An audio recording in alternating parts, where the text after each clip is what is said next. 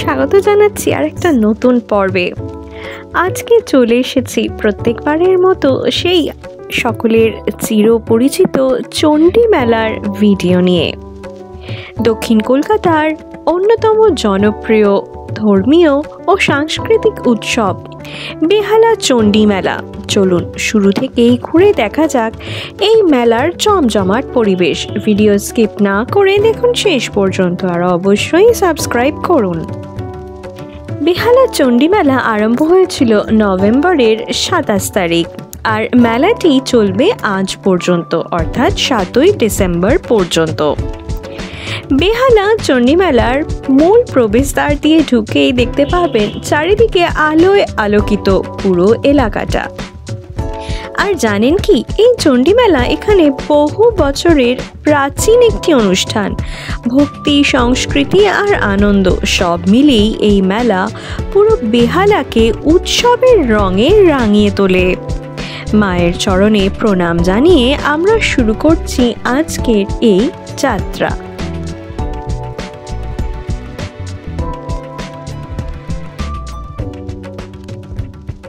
বেহালা চণ্ডী মেলায় কীভাবে আসতে হবে সেটা বলে দিই।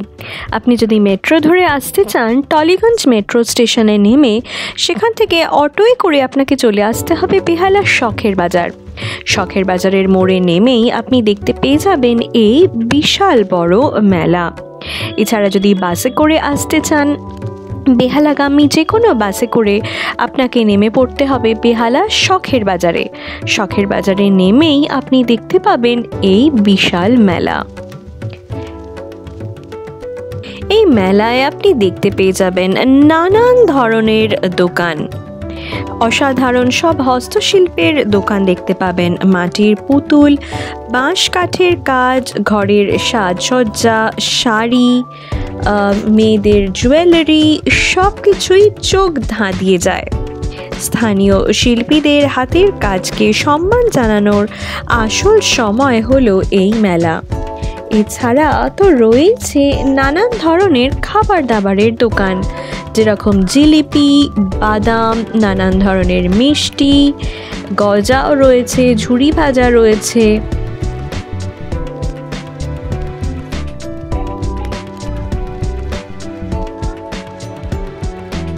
কলকাতার এই ঐতিহ্যশালী পুজোগুলির অন্যতম বরিশার চণ্ডী মেলা। ঐতিহাসিক তাৎপর্যপূর্ণ এই চণ্ডী পুজো 233 বছরে পদার্পণ করেছে এই বছর।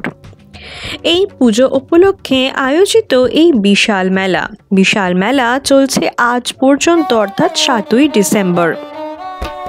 এই মেলার সূচনা হয়েছিল সাবর্ণ রায়চৌধুরী পরিবার, দক্ষিণ কলকাতার প্রাচীনতম জমিদারদের হাত ধরেই।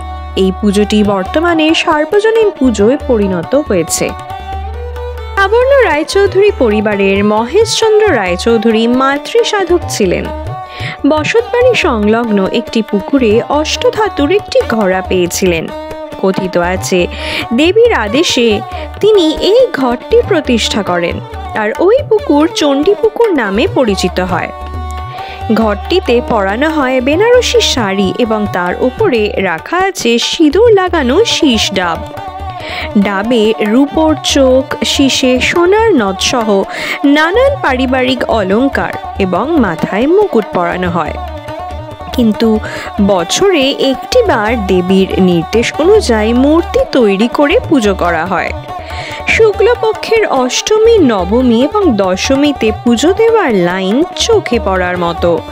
এছাড়া এই পুজোকে কেন্দ্র করে বিরাট মেলার আয়োজন করা হয়।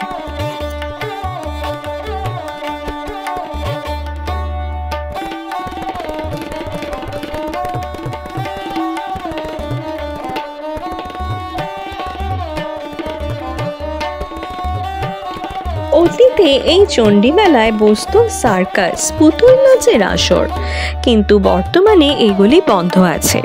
সার্কাসে বাঘের খেলা ছিল অন্যতম আকর্ষণ। এছাড়াও চণ্ডী পুজোকে ঘিরে সাংস্কৃতিক অনুষ্ঠানের প্রচলন ছিল এবং ঐতিহ্য বহন করে চলেছে এই প্রজন্ম। শিল্পীরা দেবীর মৃন্ময়ী বিগ্রহ তৈরি করেন নিষ্ঠা ভরে।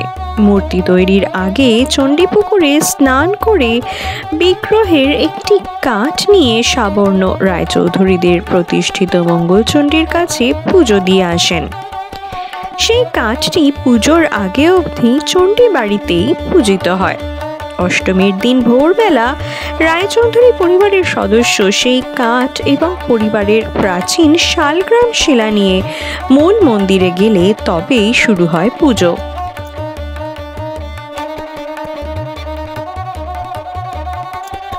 এবারে আপনারা দেখতে পাচ্ছেন সেই মূল মণ্ডপটি, আর দেখতে পাচ্ছি আমরা দেবী মায়ের এই মূর্তি। বছরে একটিবার এই মূর্তি প্রতিষ্ঠা হয় এবং পুজো করা হয়।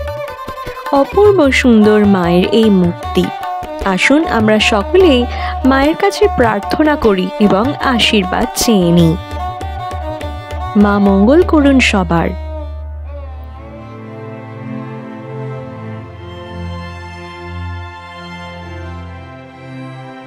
নানান ধরনের অলংকারে মাকে সাজিয়ে তোলা হয়। জ্যোতির্ময় রূপে বিরাজ করেন মা মন্দিরে। পুজোর দিন সকাল থেকে ভক্তদের ভিড় উপচে পড়ে চণ্ডী বাড়িতে এবং এই বরিশার সাবর্ণপাড়া ও রায়বাহাদুর কালীকুমার রায়চৌধুরী রোডে ভিড় চোখে পড়ার মতো হয়। বার্ষিক পুজোয় রাজবেশে সাজানো হয় মাকে। এই চণ্ডী মন্দিরে এবং চণ্ডী মেলায় ভক্তদের ভিড় উপচে পড়ার মতো হয়। মা চণ্ডীর আরাধনা এখানে অত্যন্ত শুভ বলে মনে করা হয়। পুজোর দিন বিশেষ পূজা হয়, বিকেলে আরতি হয়। মা এখানে অত্যন্ত জাগ্রত।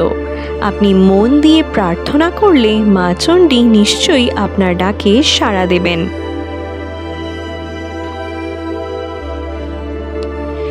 এই চণ্ডী মায়ের সামনে প্রত্যেক দিন কিছু সাংস্কৃতিক অনুষ্ঠানের আয়োজন করা হয়। নাচ, গান, আবৃত্তি সবকিছুই থাকে এইখানে। এছাড়াও বাচ্চাদের জন্য নানান ধরনের প্রতিযোগিতারও আয়োজন করা হয়। প্রত্যেকটি দিন প্রত্যেক বাচ্চাদের জন্য এক বিশেষভাবে এখানে অনুষ্ঠিত হয়।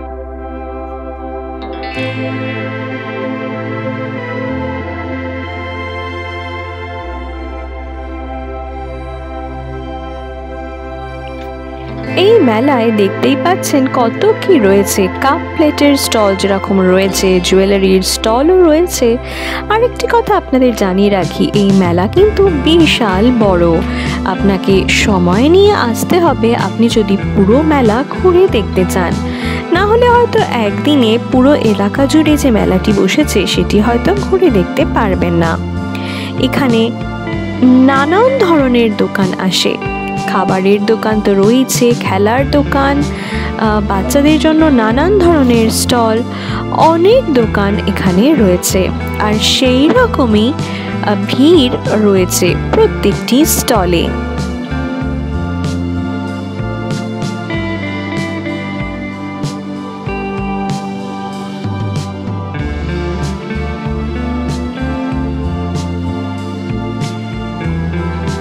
এই চণ্ডী মেলা শুধুমাত্র একটি অনুষ্ঠান নয়, এটি একটি অনুভূতি। বেহালাবাসীর কাছে বলতে পারেন এই চণ্ডী মেলা একটি আবেগ, এক আলাদাই অনুভূতি।